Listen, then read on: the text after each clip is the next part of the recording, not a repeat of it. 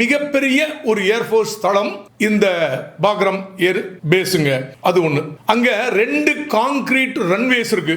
ஒரு concrete runway 3 kilometre தூரம் உள்ளது.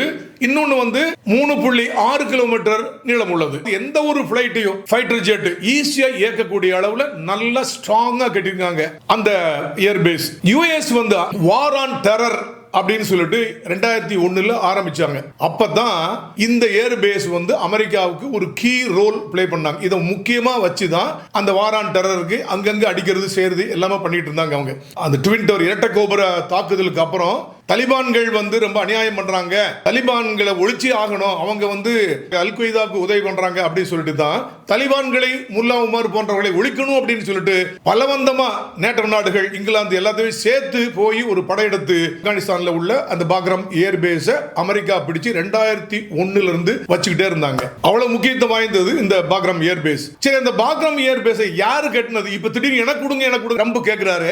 யாருங்க அதை கட்டினது அப்படின்னா, இவர் ஒண்ணு அமெரிக்கா ஒண்ணு கட்டல, நாங்க தான் செலவழிச்சோம், நாங்க தான் பண்ணோம். இவங்க டெவலப் பண்ணாங்கிறது உண்மை. ஆனால் உண்மையில் கட்டி ஒரு மலை பிரதேசமான அந்த ஒரு காட்டுல பாலைவனத்துல சூப்பரா கட்டினது சோவியத் யூனியன். அதாவது ஒன்றுபட்ட சோவியத் யூனியன், ரஷ்யா இருக்கு இல்லையா, அப்போ அவங்க தான் 1950 இந்த பாக்ரம் ஏர் பேஸை கட்டினாங்க.